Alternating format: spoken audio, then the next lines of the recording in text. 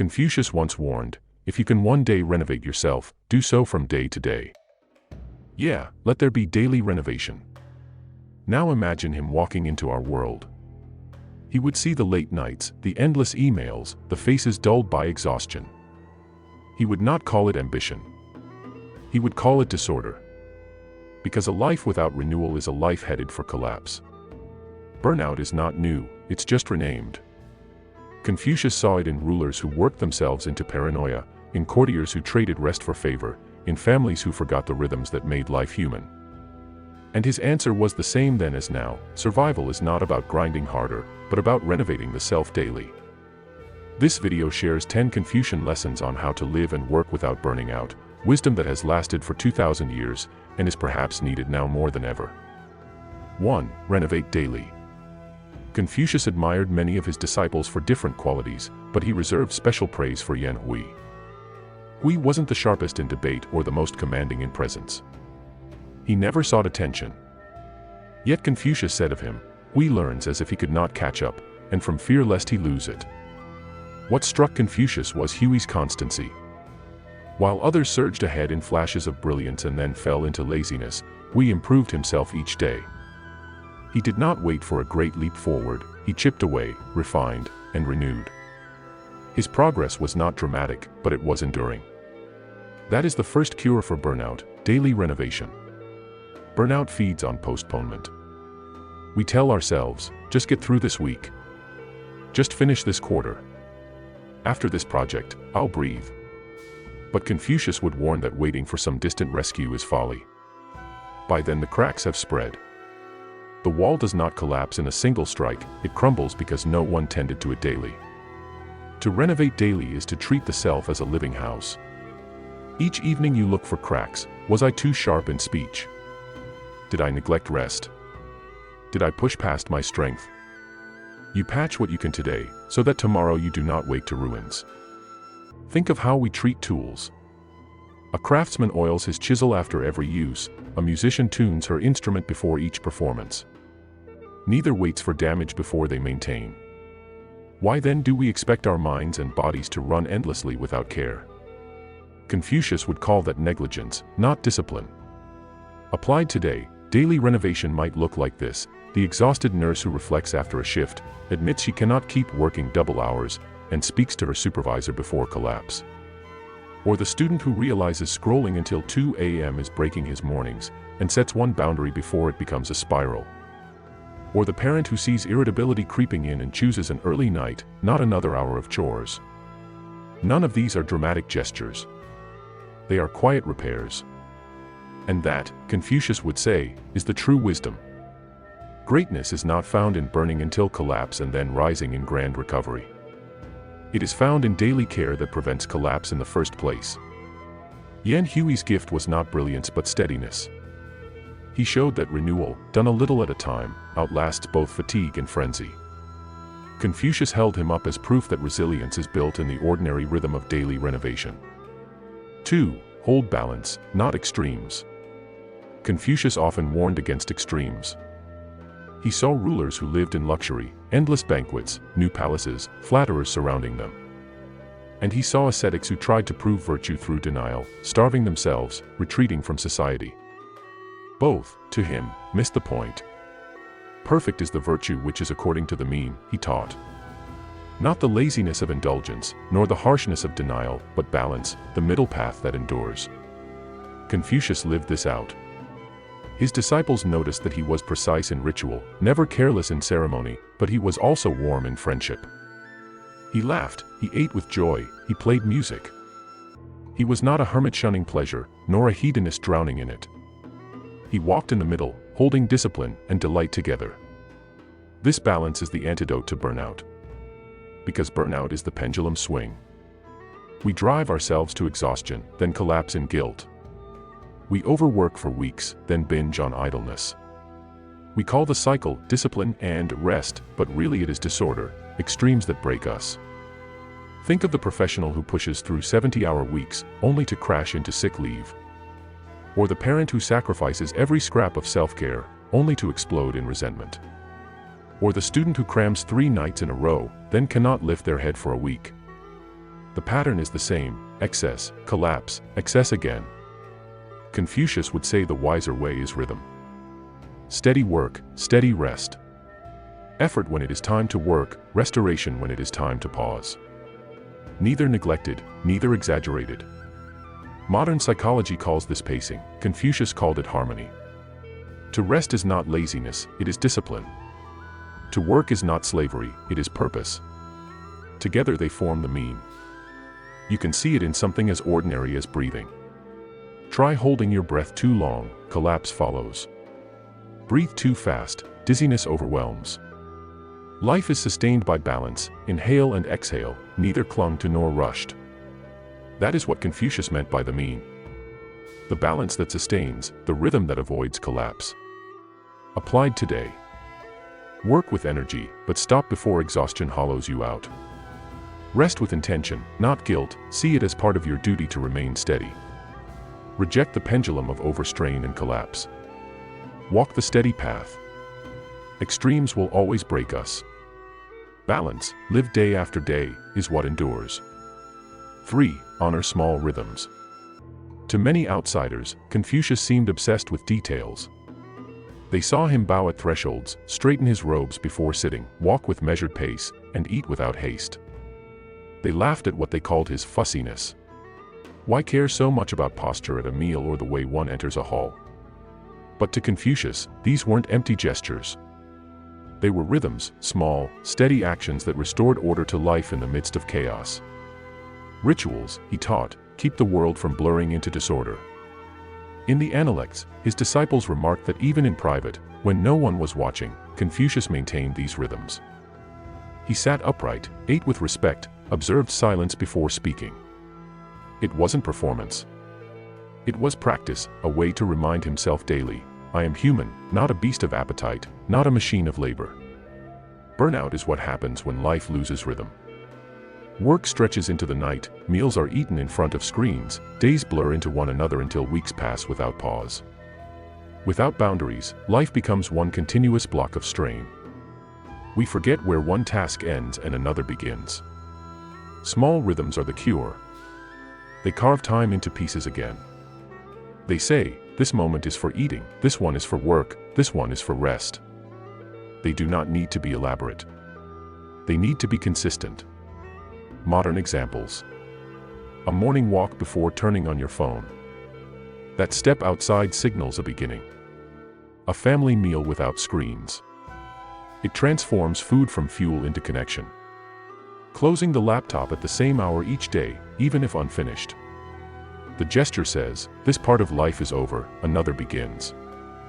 Think of a song without rhythm, just endless, unbroken notes. It would feel unbearable. Our lives without rhythm feel the same, a single, unending strain. Confucius used ritual to break life back into beats, to restore the human pace. And rhythm, he would say, is not superstition. It is survival. Rituals are not about pleasing the heavens with gestures, they are about tuning the human heart to balance. To honor small rhythms is to resist the lie that you are a machine built only for output. It is to live as a human, breathing, pausing, beginning again. Confucius' wisdom is that it is the smallest gestures, a bow, a pause, a meal without hurry, that preserve strength for the long road. 4. Correct before collapse. Confucius warned, to see what is right and not do it is the want of courage. He believed that wisdom was not only recognizing error but having the strength to act before error grew into disaster. He saw this failure all around him. In the state of Lu, his own homeland, rulers often ignored the early signs of disorder. Farmers complained quietly of unfair taxes, yet no one listened. Small injustices were brushed aside as trivial. By the time unrest swelled into riots, the damage could not be undone. Confucius pointed out that the true mistake was not the discontent itself, but the refusal to correct it at the beginning. The same law governs our own lives. Burnout doesn't arrive like a sudden storm. It creeps in, quietly, through cracks we refuse to acknowledge. Irritability that we blame on others. Sleepless nights that we dismiss as just a busy week. A fog of forgetfulness we laugh off as getting older. These are not collapses. They are warning signs. The error is not in feeling them, the error is in ignoring them. Confucius would urge us to treat these moments as the farmer treats his fields. If you see one weed, pull it out. Wait until the whole crop is tangled, and the harvest is lost. A cracked roof repaired today costs a single tile, left unchecked, it costs the house. In modern terms, this means taking rest before exhaustion hardens into illness. It means speaking honestly to a manager before your workload swallows you whole. It means asking for help in your family before resentment poisons the love beneath it. One day of repair spares a season of collapse. Think of athletes. The wise runner stops when pain signals an injury. The unwise pushes through, then loses a year to recovery. Or think of work, the professional who admits, "I need to delegate," preserves both their health and their reputation. The one who hides their strain delivers one grand collapse, and shatters trust in the process. Confucius knew that correcting early requires courage, because it feels like admitting weakness. But he would argue the opposite: correction is strength. Pride is what breaks us. Renewal is what sustains us. So when fatigue whispers, listen. When irritability flickers, pause. When sleep falters, take it seriously. Do not wait for the wall to give way. The collapse is not inevitable, unless you refuse to correct in time. 5. Stay close to purpose. Confucius warned rulers with a blunt contrast: the superior man understands what is right, the inferior man understands what will sell. He had watched courts crumble because leaders chased profit, flattery, or reputation instead of justice. Armies were raised not to protect but to expand wealth. Officials bent laws for bribes. And in every case, the result was the same: disorder, resentment, collapse. To Confucius, the real exhaustion of a state came not from poverty, but from leaders who forgot their purpose. The lesson extends beyond politics. Burnout sharpens when purpose is lost.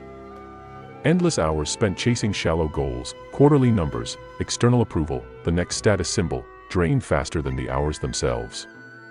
Fatigue is not just physical, it is moral. When effort serves only hollow ends, energy evaporates. But when effort serves meaning, fatigue changes shape. The teacher who stays up late marking papers does not do it for a grad ebook, but for the faces in her classroom tomorrow. The parent who rises in the night for a crying child does not call it burnout, but love. The doctor who takes one more patient may be exhausted, but the weight feels different, because the work serves something larger than themselves. Confucius himself lived this truth. He never rose to high office for long. He was dismissed, ignored, even mocked.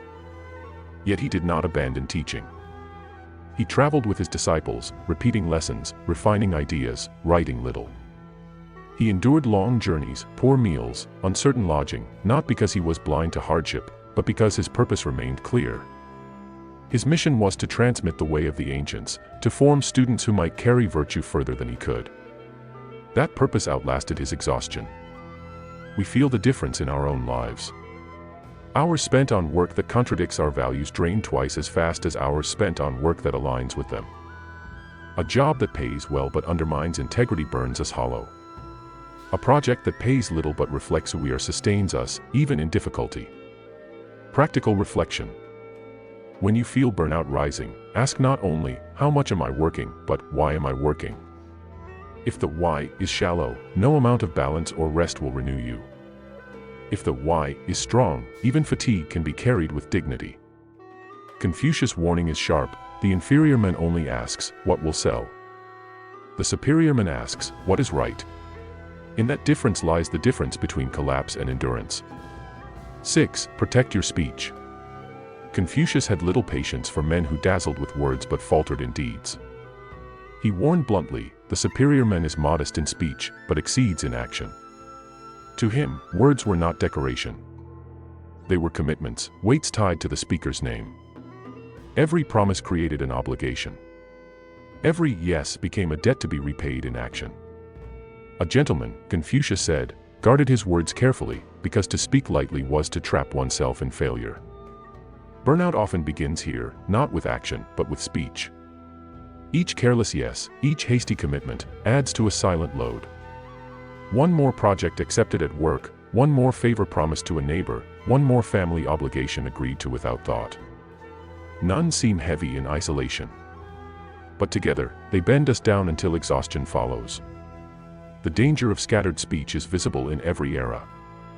In Confucius' time, rulers issued proclamations they never enforced. At first, their people obeyed cautiously.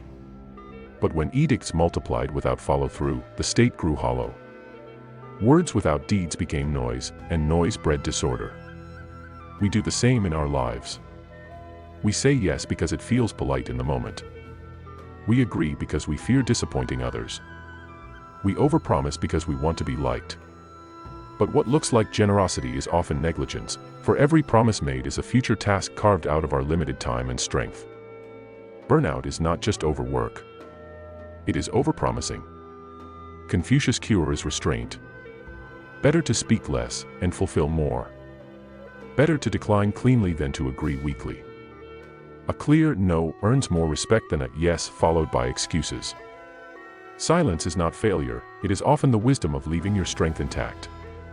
Modern parallels. The manager who says, "Let me think," instead of reflexively agreeing to new demands, and earns a reputation for delivering what he does commit to. The parent who admits, "I can't volunteer this term," rather than stretching themselves thin and resenting both the task and the child it was meant to serve. The friend who chooses one promise they can truly keep, rather than a dozen they cannot. To protect your speech is to guard your life. Each word is a thread, weave too many loosely, and the fabric tears. But guard your words, and they become strong cords that hold the weight of trust. Confucius' wisdom is stark: say less, mean more. Guard your words as if they are bricks in your own foundation. Because they are. 7. Rest with dignity. Confucius did not see life as an endless march of labor. He valued pauses as much as effort. His disciples record that he often turned to music, listening intently to melodies that calmed the heart and lifted the mind. He encouraged silence, reflection, even simple conversation with trusted friends as forms of renewal. Rest, for him, was not escape, it was cultivation. To outsiders, this could seem strange. A thinker so dedicated to order and discipline, yet one who played the lute, sat quietly in courtyards, and took pleasure in small joys. But to Confucius, this was the balance of a complete life. Without rest, discipline becomes brittle. Without renewal, effort collapses. Modern culture has largely forgotten this. Today, rest is laced with guilt. We apologize for pausing. We boast about sleeplessness as if fatigue is a badge of honor. A day off is seen as laziness, a nap as weakness, silence as wasted time. Burnout thrives in this climate, because people confuse collapse with strength and recovery with shame. Confucius would call this foolishness. Renewal is not indulgence, it is discipline of the highest order. A ruler who refused to rest, he warned, would soon rule in confusion. A minister who rushed endlessly without pause would miss what was most important. It is no different for us. A manager who takes vacation signals to their team that sustainability matters more than showmanship. A parent who rests without apology teaches their children that care for the self is not selfishness, but wisdom. A professional who admits, "I need space to think," often returns with sharper judgment than the one who never leaves the desk. Confucius' teaching reframes rest. It is not absence from duty but part of it. A tired mind cannot govern fairly. An exhausted parent cannot nurture well. A depleted worker cannot innovate. Rest is the soil in which action grows. He would ask us, how do you restore yourself? Through music. Through silence. Through friendship. Through reflection. However you do it with dignity, not apology. Renewal is not the enemy of responsibility, it is its guardian. The truth Confucius saw is one we often forget: rest is not the opposite of work. Rest is what makes good work possible. 8. Keep company with the steady. Confucius often reminded his disciples that no one walks alone. When I walk with two others, there is always something to learn. Their good I will follow, their bad I will avoid. For him, companions were not neutral. They were constant teachers.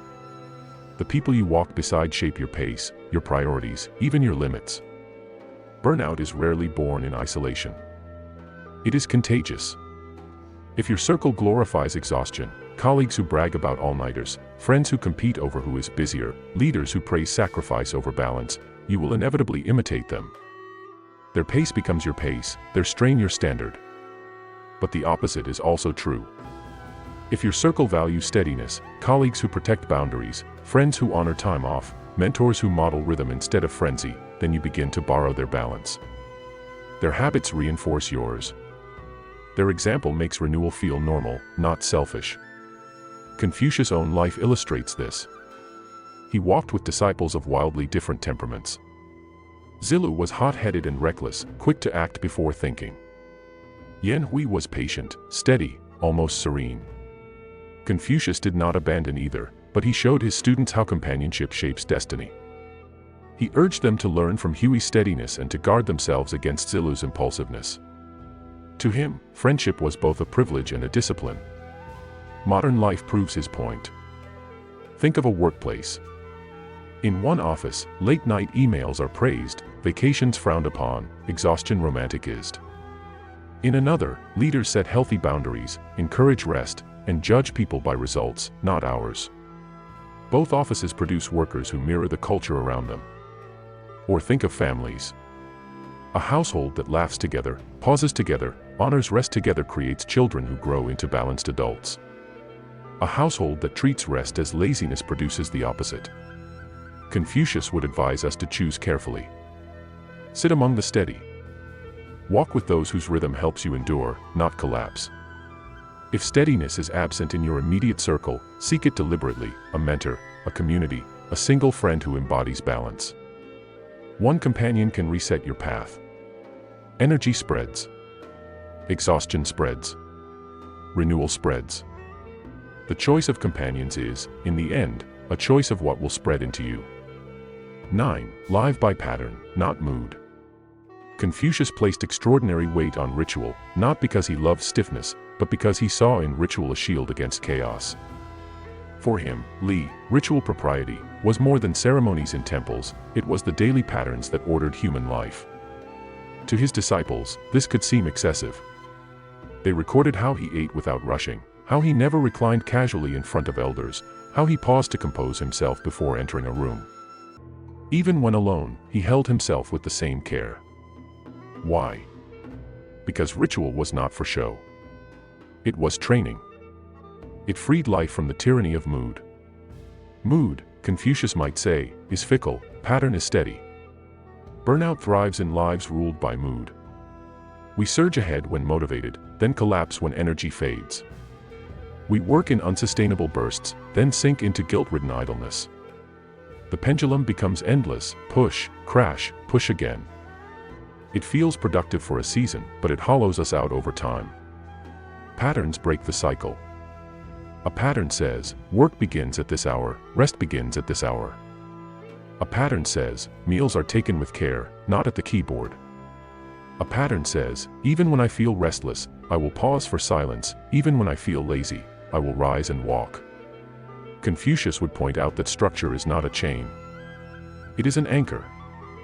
Ritual creates stability, which in turn makes freedom possible. The person who honors rest regularly is free to give full energy when working. The family who protects mealtimes is free from the chaos of constant disconnection. The leader who holds to weekly reflection is free to make decisions without drowning in reactive urgency. Modern examples abound. Athletes thrive on pattern, training schedules, diets, sleep rhythms. Musicians practice daily scales so that performance flows without thought. In the same way, lives built on rhythm withstand the storms of mood. Confucius' wisdom here is blunt: don't wait for motivation to save you. Build patterns that carry you when motivation fails. Mood will falter, it always does. Pattern will endure. Rituals, in his view, were never about rigidity. They were about remembering what it means to live as a human being in rhythm, not as a machine running until breakdown. So set regular rest. Honor steady bedtimes. Protect family hours. Treat them not as chores, but as the frame that holds life upright. Because in the end, ritual is not confinement, it is the architecture of freedom. 10. Renovate again tomorrow. Confucius ended where he began: if you can one day renovate yourself, do so from day to day. Yeah, let there be daily renovation. For him, renewal was not an achievement to be ticked off once. It was a rhythm of living. Each sunrise was a new chance to repair, to realign, to begin again. He didn't imagine life as a straight path of progress, but as a constant cycle: learn, falter, correct, return. This is the lesson modern life resists. We want a single solution for burnout, one retreat, one holiday, one app, one new system that will fix everything. But Confucius would call that wishful thinking. Renewal is not an event. It is a discipline. His disciples saw it daily. Confucius performed the same rituals of greeting, the same pauses for reflection, the same steady correction of his faults. Even when he slipped, he returned again. That was his strength, not perfection, but persistence. Avoiding burnout follows the same rhythm. You will overwork some days.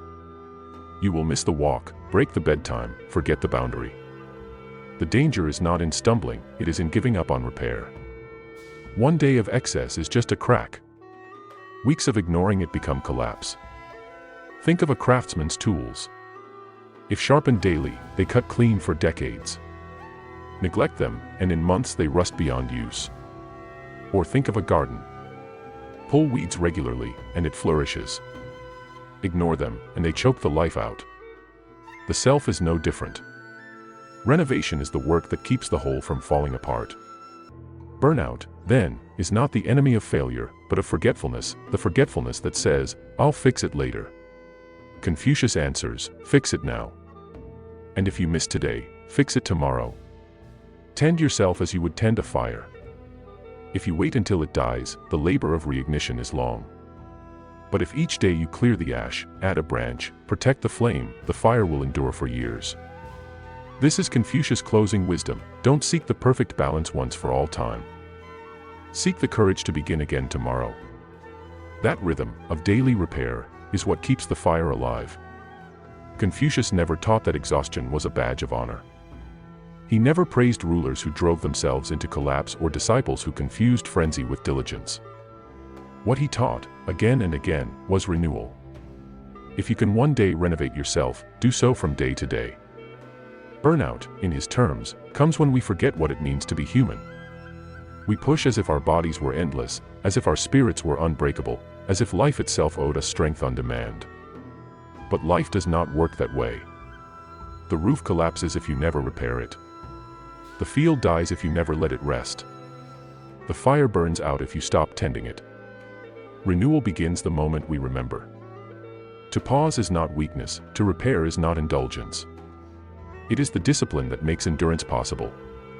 Confucius saw this in his own time. Rulers who refused correction fell, families who ignored rhythm fractured, students who denied their limits failed. But those who renewed daily, who corrected, rested, reflected, endured. So let me ask you, where are the cracks showing in your life? Is it in your patience, worn thin by demands? Is it in your body, stretched past its limits? Is it in your spirit, dulled by joyless repetition? Write it in the comments. Naming the crack is not defeat. It is the first act of repair. And then think of someone you know who is running on empty. A colleague who hasn't stopped working weekends. A friend who hides their exhaustion behind humor. A parent who never admits how tired they are. Share this video with them. Not as a lecture, but as an invitation to pause, to repair, to begin again before collapse arrives. Finally, subscribe and join me for the next lesson, where we'll keep uncovering how Confucius' ancient wisdom speaks directly into the noise and strain of modern life. Each video is a reminder that the answers we seek are not always new. Some of them have been with us for over 2,000 years. Because avoiding burnout is not about escaping life. It is about building a rhythm that lets life endure. It is not weakness. It is wisdom, the wisdom of daily renovation, of steady fire, of a life that others can lean on and that yourself can inhabit with strength. That is the legacy Confucius offers. And it is one we can choose to begin today, and again tomorrow, and the day after that.